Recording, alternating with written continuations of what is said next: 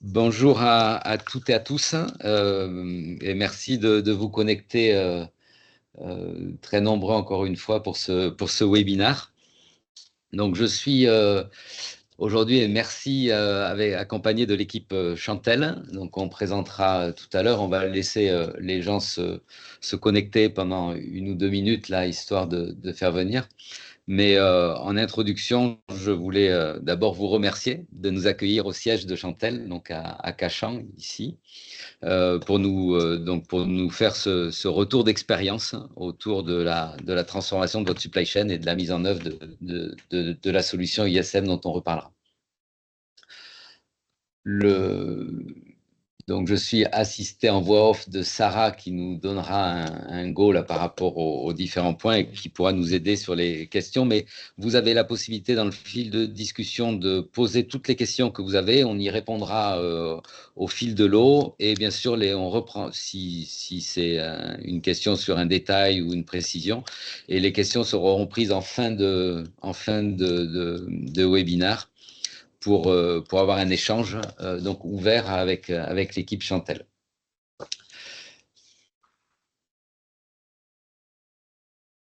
Donc, je vois.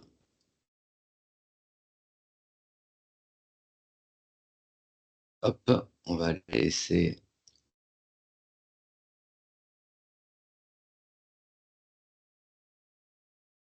les gens arriver et se connecter.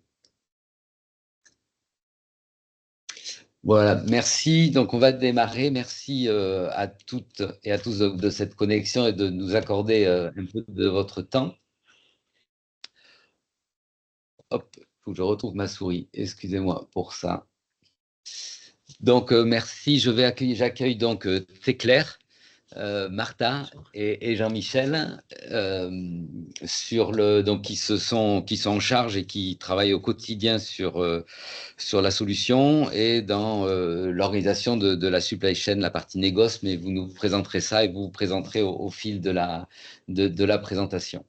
Merci encore pour votre accueil. Donc, dans l'agenda, on aura une présentation du groupe Chantel, donc de son historique, une présentation aussi du périmètre de la supply chain. Qu'est-ce que la supply chain au sein du groupe Chantel?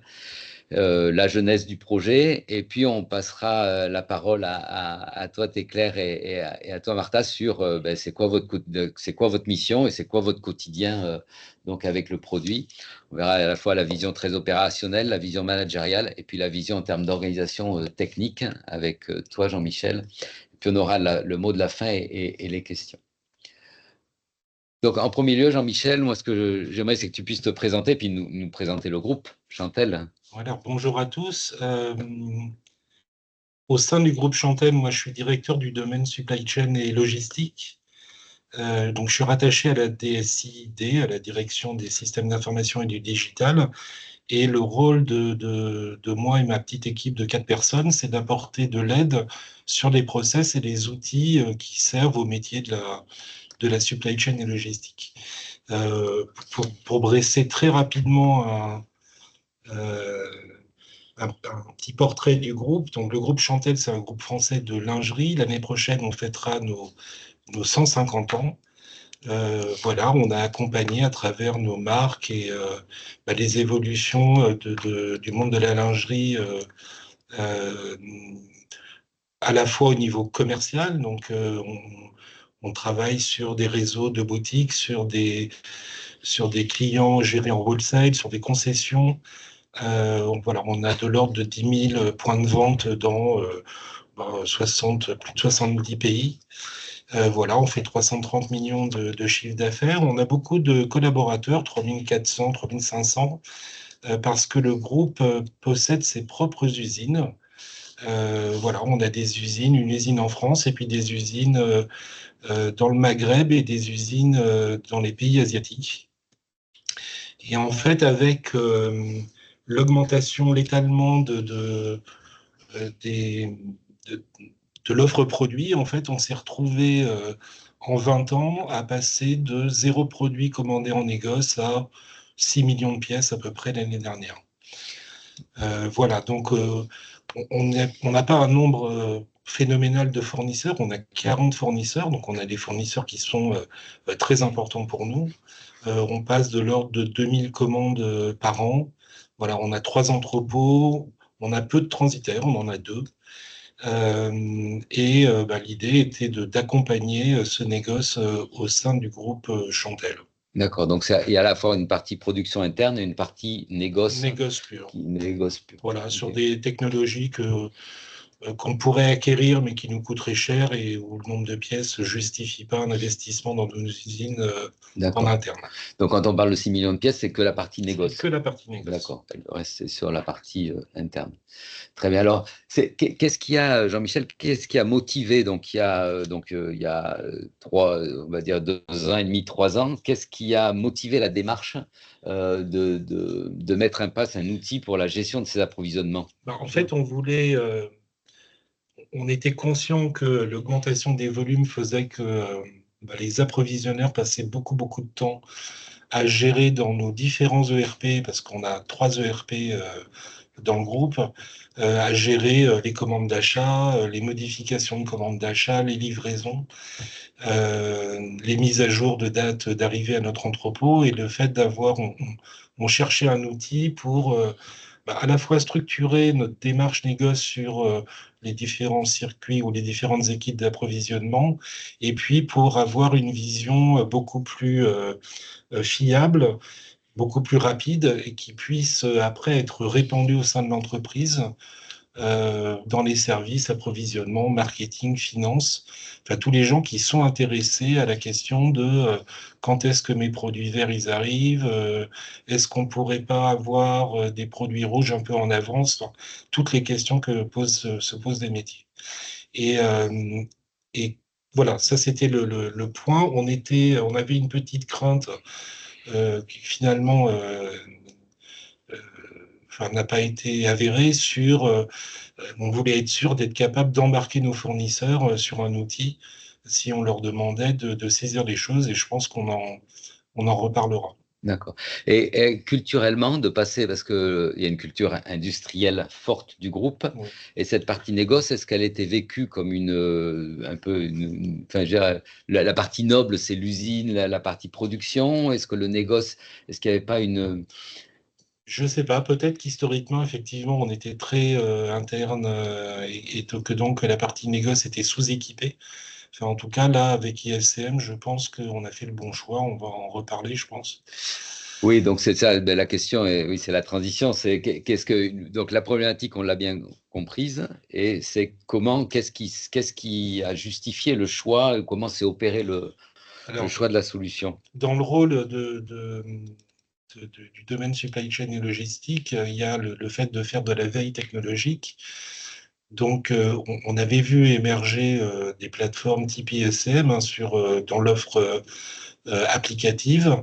Nous, ce qui nous a semblé important, c'est d'avoir un retour client. Et on a assisté à un retour d'expérience de Petit Bateau, je pense qu'on peut les citer, qui nous a beaucoup intéressés. Et puis, on cherchait des qualités au niveau de l'outil. On voulait un outil avec une ergonomie simple et cohérente, c'est-à-dire que les gens n'aient pas une fois qu'ils ont compris le principe d'un écran, que ce soit applicable sur tout l'outil. Donc ça, c'est la première chose qu'on cherchait, dans le but d'embarquer simplement nos fournisseurs. On voulait une facilité de connexion à nos différents ERP pour être capable de mettre à jour les commandes quand elles sont modifiées par, on va en reparler, les fournisseurs, les transitaires, et puis d'offrir un outil simple aux différents intervenants métiers du groupe. On est sur une plateforme transverse et il y a beaucoup de gens qui travaillent, donc il faut qu'il y ait des automatismes qui puissent se créer. Oui, puis c'est une plateforme collaborative. La collaboration, c'est une des grandes valeurs qui est portée dans le groupe. Et voilà, et c'est plus simple quand l'outil est bien fait. Voilà. Donc, on a été convaincus lors de la présentation de Petit Bateau. Et Petit Bateau a une similitude en termes d'organisation, puisqu'ils viennent de l'industrie et développer aussi une partie négoce sur d'autres concepts. Donc, merci Jean-Michel. Donc, t'es clair pour toi, est-ce que tu peux nous présenter ta mission, ton rôle dans l'organisation Oui, bien sûr. Chantel? Bonjour, je m'appelle Claire, je suis coordinatrice Supply Chain Négoce au sein du département industriel et Supply Chain. D'accord. Mon rôle consiste à m'assurer qu'une fois que nos produits sont fabriqués, qu'ils soient bien disponibles soit à la distribution, soit à la vente. D'accord. Et au bon endroit, au bon moment et en quantité suffisante. Je coordonne au quotidien des flux entre la production, les entrepôts, la logistique et les demand planners. D'accord.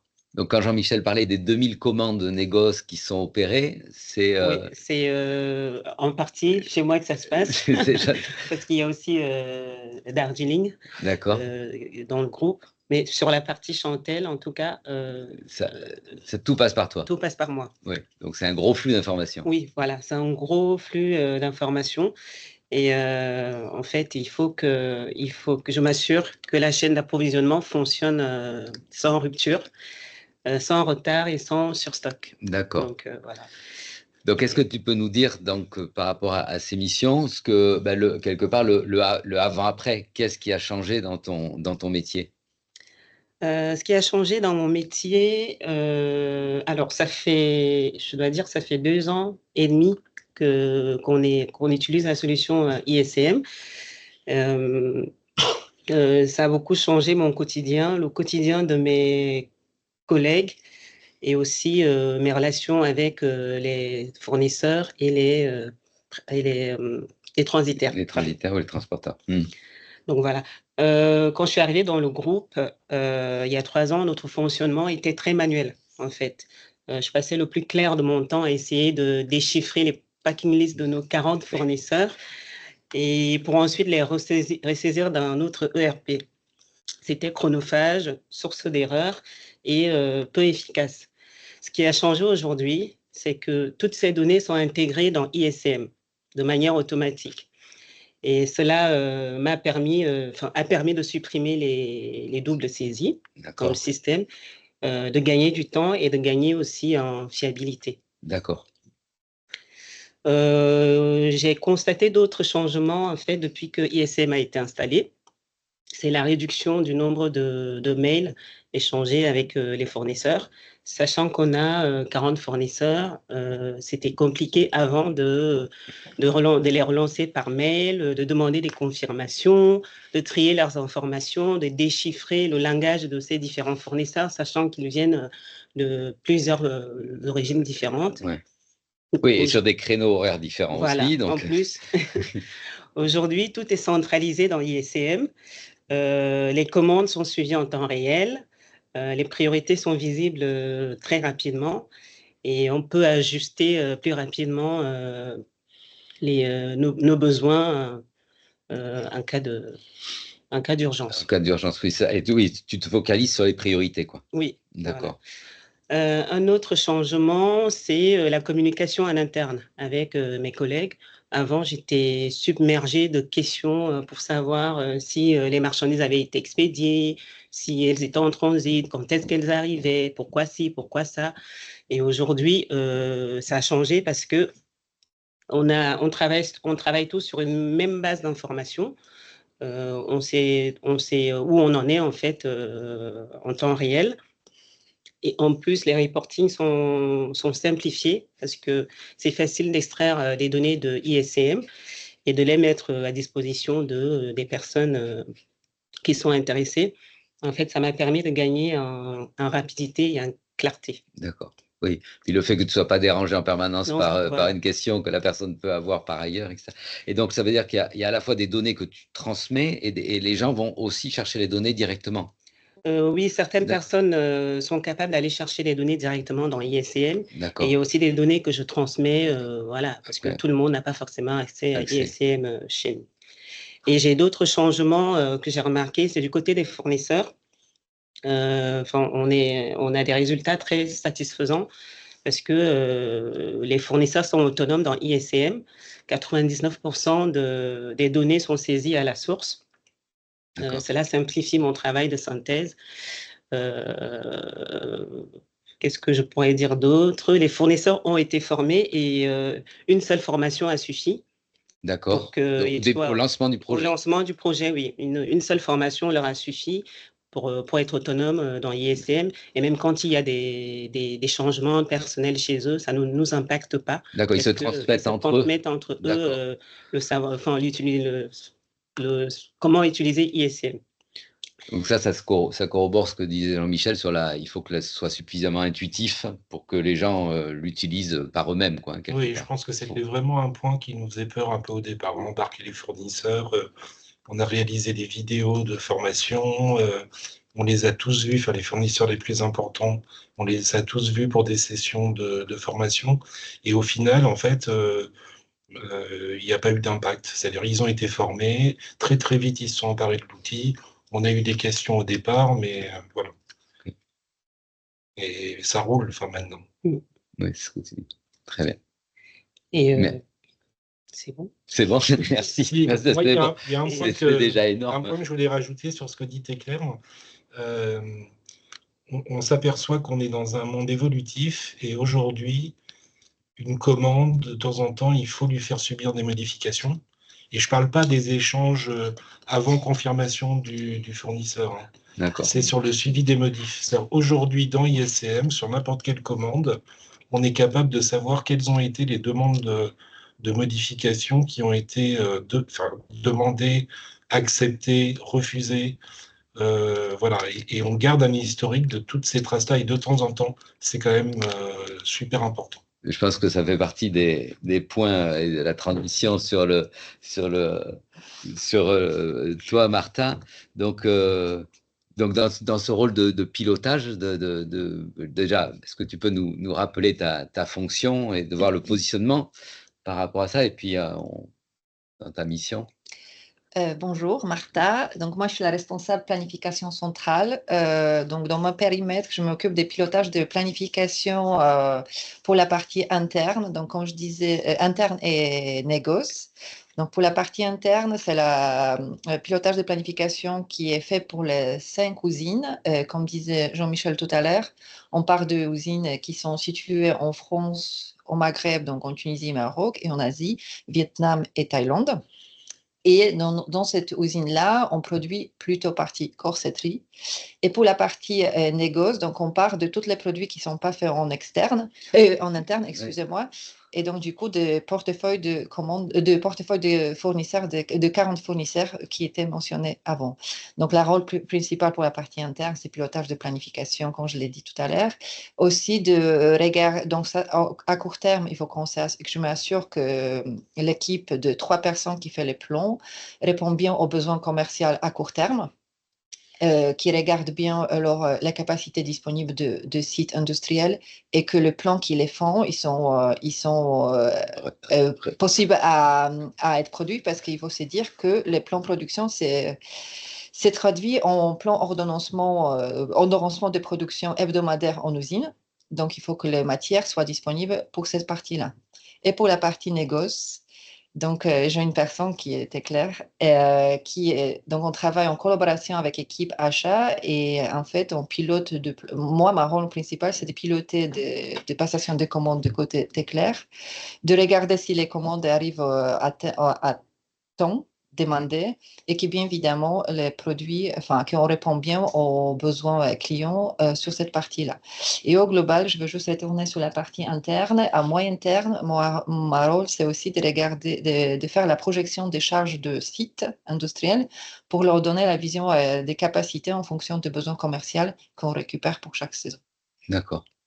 Et il y a un parallèle entre ces besoins, de fonctionnement entre la partie négoce et la partie, c'est que, et dans la partie négoce, là, il faut synchroniser la partie disponibilité des produits internes et des produits négoce quand ils arrivent pour allier. On a des lignes qui sont coordonnées. D'accord. Donc, bien évidemment, encore plus difficile, c'est que de temps en temps, même les matières sont partagées entre la production interne et un négoce. Donc, c'est toute la partie exercice, parce que les mêmes produits arrivent au même moment aux boutiques pour que la consommatrice puisse acheter même coloris en même temps et les produits accordés. Oui, et là on revient, mais culturellement, le process industriel dans une usine en propre, il est plus facilement maîtrisable que la vision de coordonner 40 fournisseurs qu'on ne voit pas forcément. Et donc, alors, dans tout ça, quel a été, en tant que manager de ce service et de cette planification, de cette gestion quels ont été les apports pour toi de la solution?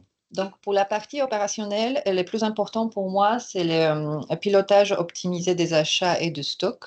Aujourd'hui, c'est vrai, comme disait Claire tout à l'heure, et Jean-Michel aussi, c'est qu'on a des visions claires en temps réel. Qui nous permet de répondre. C'est vrai que depuis certains moments, la vie, la situation géopolitique, il nous demande d'être beaucoup plus flexible pour les supply. La situation fait que supply chain doit être beaucoup plus flexible.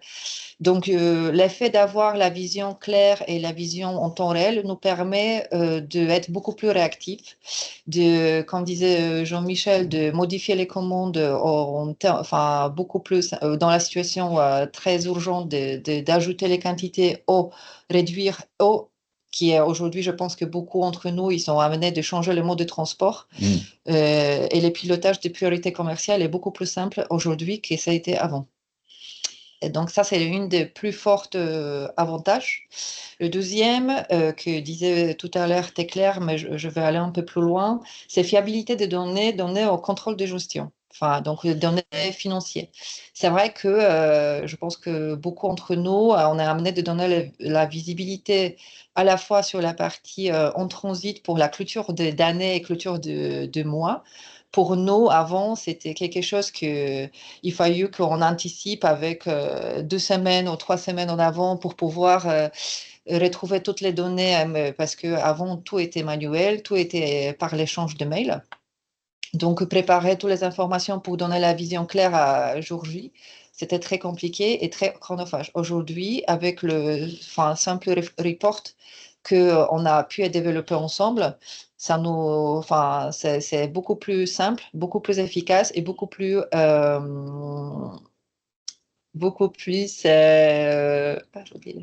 fiable. Merci beaucoup, fiable. Donc voilà, donc ça c'est les plus importants points que je voulais apporter au niveau des parties opérationnelles. Cette relation avec le contrôle de gestion, c'est pour anticiper les sorties de trésorerie, c'est anticiper les besoins de... Le niveau de stock, c'est vrai que en transit, il est, au moment que les produits partent chez le fournisseur, il appartient à nous, donc ils font partie ils doivent être valorisés. Appartient à nous, donc il faut qu'ils soient pris en compte à la clôture de l'année et clôture de tous les mois. C'est vrai que aussi, bien évidemment, vu que la partie négoce, c'est une partie une des plus coûteuses au niveau des achats, on est quand même amené à donner la visibilité au niveau de sortie des cash, qui aussi, avec les ISN, ça nous aide énormément avec les reports qu'on peut sortir assez facilement. Et pour la partie management, je pense que c'est très important de souligner que coordination de ISM nous a permis une coordination assez naturelle avec Claire. Donc, au moment qu'elle n'est pas là, il y a beaucoup moins d'échanges de mails avec les fournisseurs aujourd'hui. Tout est dans le système information qui permet, en cas d'absence, de reprendre les dossiers très facilement et pour ses collègues et surtout pour moi, que bien évidemment, en tant que manager, je suis pas dans tous les sujets opérationnels au quotidien. Mais les outils, il est très simple à utiliser et malgré que je n'utilise pas tous les jours, très facilement, je peux reprendre les dossiers en cours de route et donner les informations nécessaires ou répondre facilement à la demande du fournisseur. D'accord. Et la dernière, suite à ça, la productivité. Donc, Claire, elle a déjà souligné qu'elle a gagné en productivité, si on peut dire ça, et qui m'a permis aussi d'accepter sa demande de passage au 4/5e depuis 2 mois. Donc, du coup, bien évidemment, une de paramètres qui a aidé, c'était justement passage au ISM et arrêter de faire la partie qu'elle disait manuelle et chronophage. Et donc, du coup, aujourd'hui, elle peut profiter de sa vie perso et donc, du coup, famille. Donc, ça aussi, c'est un point qui est très important en tant que manager de service. Merci. Merci beaucoup. Oui, c'est important ce gain de productivité, il est mis à profit pour à la fois de la qualité de vie au travail, mais aussi de la fiabilité des données, comme tu l'as parfaitement expliqué. Merci Martha pour cet échange. Alors, ISM, et vous l'avez dit toutes les deux, implique une interaction forte avec le SI sur les échanges d'informations. Donc, techniquement, comment s'opère cette intégration, Jean-Michel? Alors, donc j'ai rappelé tout à l'heure que nous, on a 3 ERP dans le groupe, dont 2 étaient impactés par les données qu'on voulait gérer dans ISM. Enfin, 2 maintenant, le 3e sans doute plus tard. Et donc, il était important qu'on ait des facilités de récupération de données, enfin d'envoi déjà des données, entre autres les commandes d'achat vers ISCM, et des facilités de récupération après de toutes les modifications de ces commandes, de toutes les livraisons, entre autres des transports. Et là, il faut être clair, un ISM est très bien fait de ce point de vue-là. Il y a une liste d'API très simple à utiliser. Et surtout, il y a un mécanisme de trigger qui permet de paramétrer tous les événements de modification qu'on veut capter et rediriger vers nos ERP. Donc, ça nous a permis, nous, de dialoguer simplement avec SAP AFS, donc un SAP ECC d'un côté, et Columbus, un ancien ERP de l'autre. Après, ça veut dire que la qualité des données, donc quelle que soit la modification qui est effectuée dans ISCM, l'ERP, une demi-heure plus tard, 1 heure plus tard, est mis à jour, et donc on a une fiabilité de l'information. Voilà, avec des facilités d'administration, de paramétrage. Voilà, on peut redesigner ses écrans, on peut designer ses filtres, ce qu'on utilise, on peut designer ses exports. Tout ça, c'est quand même super pratique quand on est en charge de la partie intégration d'un outil avec le SI de l'entreprise. Et puis après, voilà, le dernier point, c'est on se retrouve très régulièrement en club utilisateur, voilà, pour partager des problèmes qu'on peut rencontrer les uns les autres. Ça, c'est quand même quelque chose de très agréable. Et puis les quelques fois où on constate un dysfonctionnement, il y a une équipe côté Bellara qui est capable de répondre très très vite. Nous avons une autre Martha quelque part chez Bellara à qui on peut déposer rapidement les messages. On a toujours une réponse très rapide. Donc le quotidien, et là, c'est vrai qu'on a beaucoup travaillé. Alors, tu as raison, le club utilisateur, la clé, c'est la transparence, parce que les échanges qu'il y a entre vous sont importants pour nous, pour nourrir la roadmap, mais aussi pour être très, très réactif pour répondre à un besoin. Ouais. Donc, à ton niveau, aujourd'hui, les apports d'ISM avec une vision, avec ta vision à toi ça nous a permis, nous, lorsqu'on a lancé le projet ISCM, de structurer les process négoce, parce que on a 3 équipes d'approvisionneurs dans le groupe. Là, il y en avait 2 qui étaient impliquées sur ISCM. Ça nous a permis de remettre à plat nos processus, qu'est-ce qu'on voulait pouvoir récupérer comme information des fournisseurs, qu'est-ce qu'on voulait pouvoir leur dire. Donc ça, c'est déjà de base, mais quel que soit l'outil, le fait de travailler sur les process, c'est toujours positif. Après, il y a la facilité d'intégration des fournisseurs dans la démarche. Encore une fois, c'était quelque chose, on s'en est fait une montagne, et finalement, ça s'est très bien passé. Et ça, c'est quand même, vu que c'est collaboratif, si les fournisseurs avaient comment dire, eu des difficultés ou avaient montré de la résistance à mettre à jour les informations dans l'outil, on n'aurait pas ce webinaire aujourd'hui. Voilà. Et donc, c'était intéressant de voir que, à part 2-3 questions au départ, très très vite, tous les fournisseurs sont rentrés dans le moule, ont compris que c'était pas la peine d'envoyer un mail. Il y a un bouton pour faire une demande d'information, une demande de changement qui doit être validée. Une fois que c'est validé, on sait que c'est bien partagé. Enfin, le workflow des changements et des échanges entre fournisseurs et et approvisionneur est quand même très très bien fait. Alors après, on n'a que 2 transitaires, mais il a fallu intégrer ces transitaires. Là, on a eu plus de mal. Assez bizarrement, c'est le transitaire le plus gros qui a eu, qui est quand même le moins pertinent dans ces mises à jour, on va dire. Mais bon, voilà. Et pourtant, c'est essentiel, hein, le rôle des transitaires et de la logistique qui sont en fin de flux. Les transitaires, on compte sur eux pour mettre à jour les shipments, les ATD, les ETD. Voilà, toutes les informations qui vont permettre à ISM de calculer la date prévisionnelle d'arrivée entrepôt, et ça fait partie de, je sais pas, c'est 50% des questions qu'on pose, non? Oui. Quand est-ce qu'arrivent les produits? Voilà. Donc forcément, on a une meilleure qualité des données, ça nous permet après, on a un système de business intelligence, donc avec des cubes et des reports, ça nous permet d'afficher un état du flux négoce auprès des différents métiers. Donc voilà, ça c'est quand même un énorme apport, de ne pas être obligé d'aller consulter 3 systèmes pour savoir où on en est. Et puis, voilà, la productivité de Martha était claire, on en parlait. Et une coopération transversale renforcée dans l'entreprise, c'est clair que je pense que maintenant, les gens savent qu'on gère notre flux négoce à travers cet outil.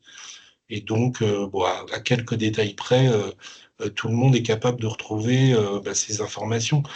Ne serait-ce que les entrepôts réceptionnaires ont accès via ISM à un planning des arrivées prévues, à une gestion d'agenda s'ils veulent donner des rendez-vous à leurs transitaires. Voilà, c'est quand même une opération réussie de coopération à travers un seul outil. Merci beaucoup. Et je voudrais donner juste le mot de la fin à Théclaire et Martha. Juste, qu'est-ce que vous avez envie de partager sur une dernière conclusion? Alors, moi, je dirais que ISM a fait évoluer notre organisation d'un modèle très manuel et réactif vers une gestion plus fluide, collaborative et proactive. D'accord. C'est un outil intuitif qui simplifie notre quotidien et renforce notre efficacité opérationnelle. La mise en place de l'ISM a permis de pouvoir travailler à 80% grâce à la diminution des tâches manuelles et sans aucune valeur ajoutée que j'avais avant. Donc aujourd'hui, je peux me permettre d'avoir un équilibre vie professionnelle, vie privée. C'est la meilleure démonstration de la qualité d'un outil. Ça. Voilà. Et toi, Martha? Moi, je pense que je vais être beaucoup plus simple. Après, Théclaire, elle a dit beaucoup de choses. Moi, je pense que les choses qui sont importantes à souligner, c'est que pendant ces 2 années et demie, on a appris beaucoup de choses, mais on avance beaucoup, on apprend tous les jours, et c'est vrai que l'ISM nous permet aussi il s'adapte à notre besoin souvent. Donc, dès qu'on a besoin d'ajouter quelque chose, c'est vrai que c'est très simple on a besoin de reporting. Tous ensemble avec Jean-Michel, on est capable de facilement trouver la solution. Donc, du coup, encore une fois, comme je disais aujourd'hui, le monde, il nous demande autant supply chain d'être flexible et être proactif. Et c'est vrai que l'outil nous aide, il nous suit et il nous aide avec le mode d'effort d'obtenir quelque chose qu'on souhaite. C'est ça, là. Merci beaucoup. Merci beaucoup parce que c'est sur ces principes-là qu'on a travaillé à la conception du produit dès le début, hein, que le côté gagnant-gagnant avec les fournisseurs, le côté supervision, pilotage des priorités. Et quelque part, c'est ce que vous illustrez parfaitement aujourd'hui. Merci à tous les trois. On va passer aux questions-réponses. Il y a eu quelques questions que je vais passer et afficher. Donc une question c'est la première là, sur la mise en œuvre avec l'ERP, donc les échanges, donc fichiers à plat ou API.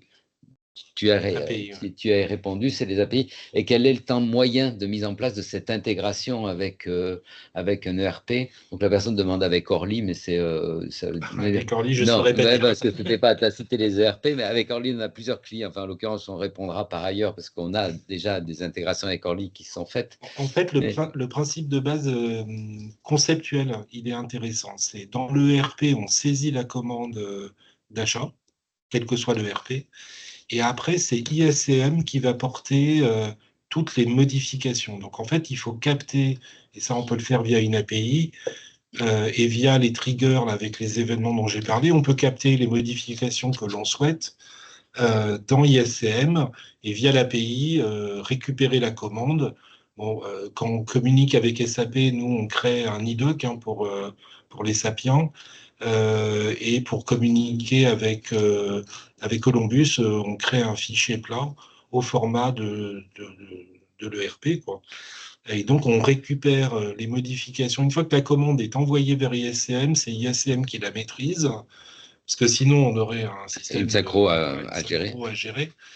Et donc, voilà, le fournisseur, il peut, avant confirmation, je ne sais pas, proposer de changer les quantités parce qu'on n'atteint pas les MOQ, dire qu'on n'a pas appliqué le dernier tarif et proposer des prix. Une fois que c'est accepté, on capte très facilement l'information dans ISM pour le renvoyer vers l'ERP.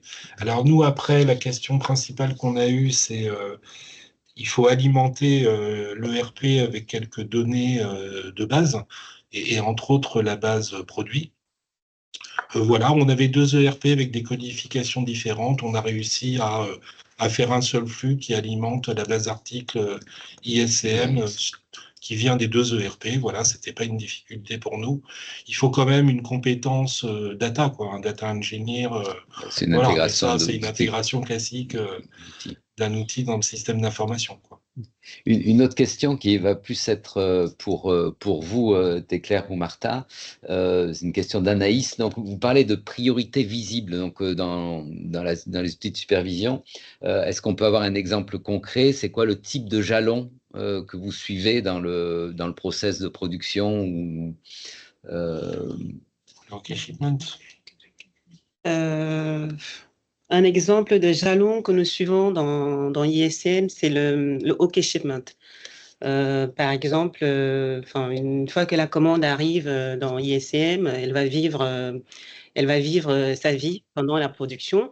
Et puis, à un moment, il faut qu'on donne un OK Shipment au fournisseur pour qu'il puisse expédier la marchandise. Donc, c'est un jalon manuel, en fait. Enfin, manuel. C'est un jalon qu'on active dans ISM pour signaler au fournisseur qu'on a bien contrôlé les échantillons d'expédition et que le fournisseur peut expédier la marchandise. Et faire la packing list et expédier la marchandise. Et donc, par rapport à une date attendue de sortie usine, si juste avant, il n'y a pas ce contrôle qualité, c'est ça les priorités. On va gérer par rapport au jalon de date ou au fait qu'il y a eu un critère qualité qui a été saisi. Et donc, si ce n'est pas saisi dans les délais attendus, c'est ça qui devient une priorité pour toi et que tu vas aller solliciter le fournisseur pour le... Oui, exact. Pour lui dire qu'est-ce qui se passe, pourquoi ce n'est pas encore fait. Oui. Si moi je sais que, si moi j'ai donné un OK shipment au fournisseur et que au bout de quelques jours la packing list n'est toujours pas faite, là je vais commencer à relancer le fournisseur. Et d'ailleurs ISCM me dit qu'attention, ta date d'expédition est en train de passer, en fait, qu'est-ce qui se passe? Et moi, je vais relancer le fournisseur là-dessus. Et c'est vraiment des résumés de différentes actions à mener dans ISCM, soit parce que le fournisseur n'a pas fait sa packing list ou les marchandises n'ont pas été expédiées, mais je sais très rapidement ce que je dois faire, en fait, sur quoi je dois relancer les fournisseurs. Et ça, c'est très, très important. C'est ce qu'on appelle, nous, la gestion par exception. C'est-à-dire que tout ce qui se passe bien, il n'y a pas besoin de s'en préoccuper. Et pour répondre à la gens, quels sont les jalons qu'on suit? Donc, dans ISM, on va pouvoir paramétrer suivant les divisions produits, suivant les organisations, des jalons différents. On peut en paramétrer plusieurs dizaines, d'ailleurs, je crois que c'est jusqu'à une trentaine de jalons différents. Alors évidemment, on ne va pas tous les paramétrer, mais suivant la complexité, on va pouvoir choisir les différents jalons. Et ça fait peut-être partie aussi des points, comme tu disais, ça s'adapte, c'est qu'on peut toujours complexifier le suivi sur un cas particulier. Par exemple, un nouveau fournisseur, on va pouvoir avoir des jalons qualité différents d'un fournisseur avec lequel on travaille depuis très longtemps. Ça fait partie, par exemple, des évolutions. Là, nous, on a mis en place un PLM dans le cadre du groupe. Et on va bientôt intégrer dans ISM un nouveau jalon qui sera le OK Prod, c'est-à-dire le fait de dire les premiers échantillons envoyés avant production ont le grade de qualité qu'on attend, on peut lancer la prod. D'accord. Donc, je vous renverrai pour ça à des contenus qu'on a. On a fait 2-3 vidéos et surtout un webinaire il y a une dizaine de jours là, sur justement ces aspects de gestion de lead time et de gestion des jalons et de l'organisation qui corroborent exactement ce que tu dis, Jean-Michel.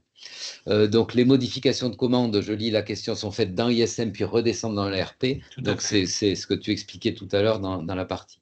J'ai une autre question. Donc, la formation aux fournisseurs a-t-elle été réalisée par ISM ou par Chantel? Alors, c'est nous qui l'avons pris en compte. La première formation, si je me rappelle bien. Les plus gros fournisseurs, il était fait par équipe ISM et nous, on faisait partie de formation. Et après, pour les plus petits fournisseurs, donc le reste, on a préparé un film. On a demandé à vous de préparer le film pour nous. Et après, c'était Éclair et le deuxième approvisionniste ils ont fait les formations tous les fournisseurs. Moi, j'ai l'habitude de dire, mais c'est une formation aussi par tutorat, puisqu'on est en capacité de se substituer aux fournisseurs dans les saisies. Donc, ça permet aussi de rattraper une erreur. Et puis, dans les échanges que tu as avec les fournisseurs, de leur dire, tiens, si tu me fais ça, donc il y a une formation initiale. Et puis après, il y a le quotidien de la relation que vous entretenez à travers l'outil. Donc, voilà les questions que j'ai eues. Donc, des questions à la fois techniques et à la fois d'organisation. Sarah, est-ce que tu as vu d'autres questions passer? Parce que moi, je vois pas, je ne veux pas me concentrer sur l'écran. Oui, j'ai une question qui concerne plus la partie BI. Donc, est-il possible facilement de connecter une solution BI à ISM? D'abord, alors je crois que Bellara a une solution dans ISM avec un BI intégré que nous n'avons pas pris.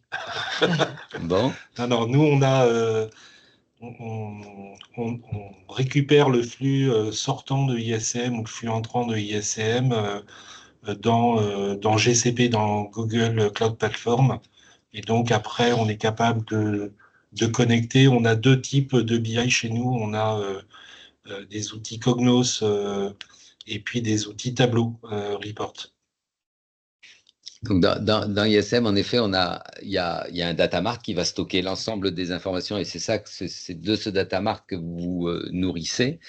Et on a développé en interne, donc en intégration avec d'ailleurs un cube intégré de la technologie SysSense, un reporting qui permet de faire ces reportings, où nos clients ont déjà un outil, une plateforme où on peut aussi développer en interne. Mais je vois, moi, à titre personnel, j'utilise Salesforce dans le CRM, et c'est vrai que dans Salesforce, il y a aussi des outils, et on voulait avoir cette capacité à pouvoir designer des rapports à l'intérieur, mais on a aussi besoin d'extraire, donc on a une géométrie variable. Et puis, il y a le reporting opérationnel avec les priorités, où là, on est vraiment en interaction dès qu'il y a ce qu'expliquait Téclair, s'il y a un jalon qui passe.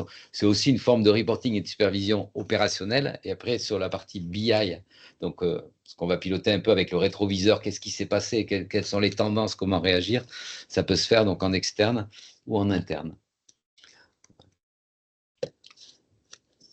J'ai une autre question, oui.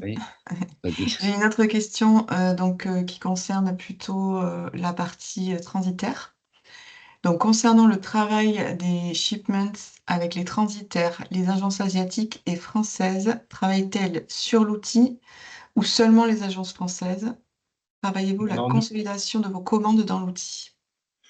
Non, nous, on a nos deux transitaires travaillent dans l'outil. On a eu un transitaire, un des deux qui avait connecté son système d'information à ISCM par utilisation des fameuses API, ce qui lui permettait d'éviter de retaper un shipment dans l'outil. Ça a marché, mais là, ils sont en train de changer de système d'information. Bah, ils sont repassés au manuel dans ISCM. Donc, oui, en fait, le temps de connecter leur nouveau système avec ISCM, et ça, c'est fait, en Asie ou en Europe. Voilà. Très bien, merci. On a une autre question. Gérez-vous le pilotage ouverture de lettres de crédit et de validation de paiement dans l'outil ISCM? Non, nous, c'est pas là où on le gère. Mais les informations permettent après de suivre, c'est de contrôler et autres, mais ça se fait. Eh bien, merci. Mais de mon côté, je n'ai pas d'autres questions.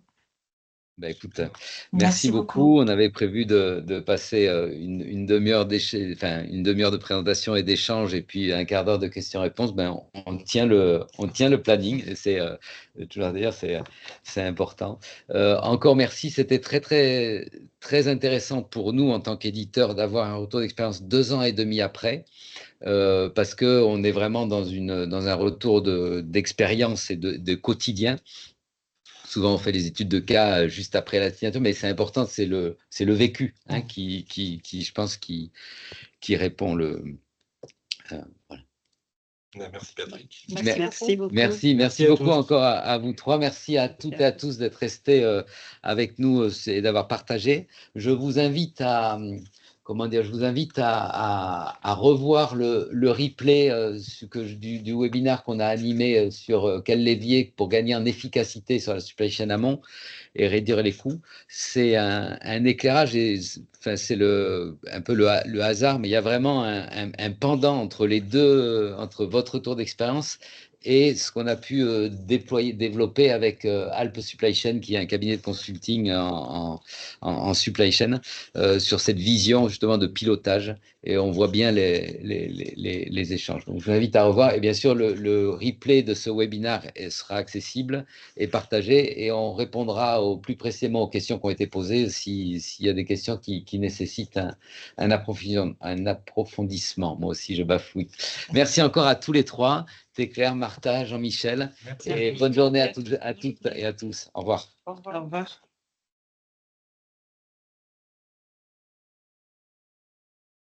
Voilà.